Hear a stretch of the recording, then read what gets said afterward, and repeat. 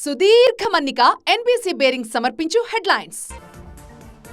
శనివారం జరగాల్సిన తెలంగాణ మంత్రి మండలి సమావేశం రేపు మధ్యాహ్నం 3 గంటలకు సెక్రటేరియట్లో జరగనుంది. తెలంగాణ కేబినెట్ సమావేశానికి షరతులతో కూడిన అనుమతిని ఎన్నికల సంఘం మంజూరు చేసింది. నిర్దేశిత గడువులోగా అమలు చేయాల్సిన విషయాలు, అత్యవసరమైన విషయాలు మాత్రమే చర్చించాలని సూచించింది.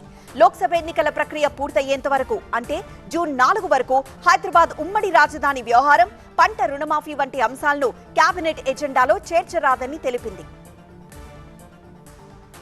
చేసిన అభివృద్ధిని చెప్పుకోలేకపోవడం, కొన్ని వర్గాలను దూరం చేసుకోవడం వల్ల అసెంబ్లీ ఎన్నికల్లో ఓటమి పాలైనట్లు బీఆర్ఎస్ వర్కింగ్ ప్రెసిడెంట్ కేటీఆర్ అన్నారు. రుణమాఫీపై కాంగ్రెస్ రోజుకో మాట చెబుతోందని విమర్శించారు. భువనగిరిలో ఎమ్మెల్సీ ఉప ఎన్నిక ప్రచార సభలో కేటీఆర్ పాల్గొన్నారు. తామిచ్చిన ఉద్యోగాలకు నియామక పత్రాలిచ్చి రేవంత్ సొంత డబ్బా కొట్టుకున్నారని కేటీఆర్ మండిపడ్డారు.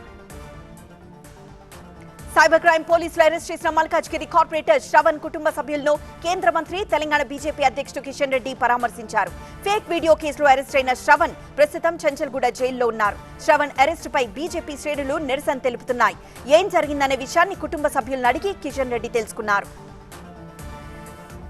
పాలేరు నియోజకవర్గం తమ సొంత ఇల్లన్నారు మంత్రి పొంగులేటి శ్రీనివాసరెడ్డి.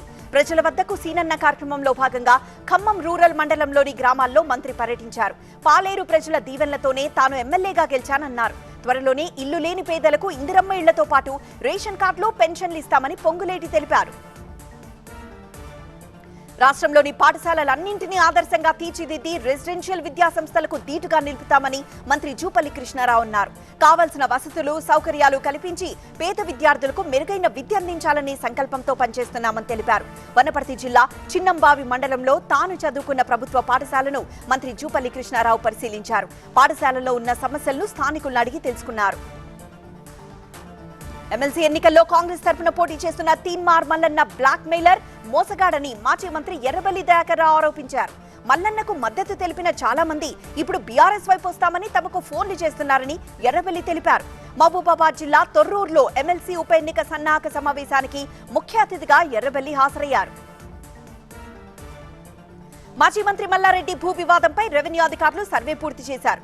ఉదయం 9 గంటల నుంచి మధ్యాహ్నం 1 గంట వరకు 2 పక్షాల సమక్షంలో రెవెన్యూ అధికారులు సర్వే నిర్వహించారు. వివాదాస్పద సర్వే నంబర్ 82, 83 విస్తీర్ణాన్ని రెవెన్యూ అధికారులు గుర్తించారు. దీని ఆధారంగా నివేదిక సిద్ధం చేయనున్నారు. రెవెన్యూ అధికారుల నివేదిక ఎలా ఉంటుందన్నది ఇప్పుడు కీలకంగా మారింది.